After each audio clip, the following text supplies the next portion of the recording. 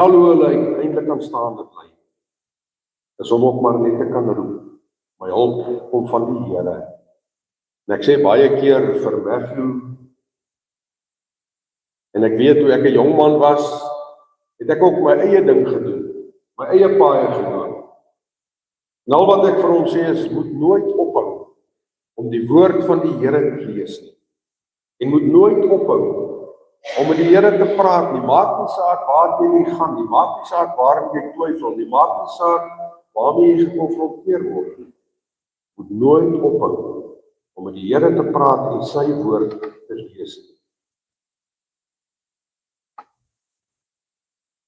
Want ons wil so baie keer die kinders beskerm teen die foute wat ons gemaak het. Want ons weet hoe seer het ons gekry en hoe het ons geleer. Maar dit is ook ons nou so. Net soos wat my pa en my ma my gewaarsku het en vir jou gewaarsku het, wou ons maar ons eie ding doen. En dan het ons maar deur ons eie foute geleer. So sal dit seker maar met ons kinders ook wees. Maar ek het een troos. Die Here is getrou van geslag tot geslag. En daarom moet ek en jy nooit ophou om vir ons kinders te bid nie, en ek glo ook nie ons sal nie. Want die Here beskerm ons kinders net soos wat hy vir ons beskerm het op hierdie lewenspaaie. En soms tref tragedies ons. Soms gebeur goed wat ons nie verstaan nie. En ons weet ook nie hoekom nie. Maar in daardie situasies weet ons dat God gee ook vir ons 'n belofte. Hy sê, ek sal alles ten goeie laat meewerk vir die wat my liefhet. En ons het die Here lief as sy kinders. Die Here ken ons hart. Hy weet ons is lief vir hom. En al sit ons in daai situasie dat ons nie weet wat kan hieruit goeds van kom nie. Dan as ons terugkyk, dan sien ons dat die Here het tog daardie situasies gebruik en daar het goeie dinge daar uitgekom. Ek en jy, ons moet nederig wees voor die Here. Ons moet besef, ek en jy ontvang groot genade van hom. Die feit dat ons hier kan sit, is nie omdat ons goed is of goeie werke gedoen het nie. Dis bloot genade. En dat hy vir ons die kans gegee het om hom aan te neem as ons saligmaker en ons verlosser.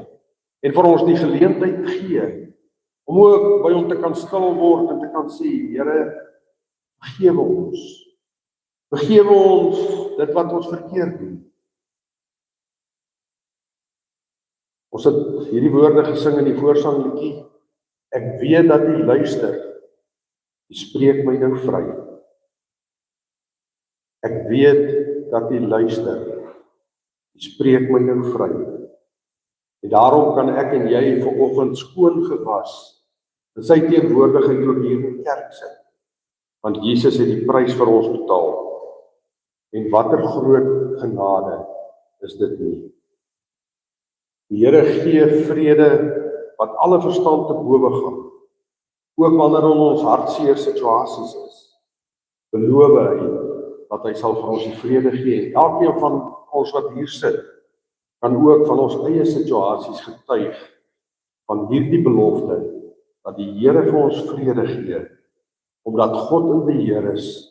Hy het die hemel en die aarde geskep. Dit is vir hom wat ons vra, om die bose van ons weg te keer. Dit is vir hom wat ons vra, om onheil van ons weg te hou. Hy is in beheer. Ons het hierdie afgelope week by die Vrystaatse Synode gewees. En elke dag, 3 keer op 'n dag, het ons verootmoedig voor die Here.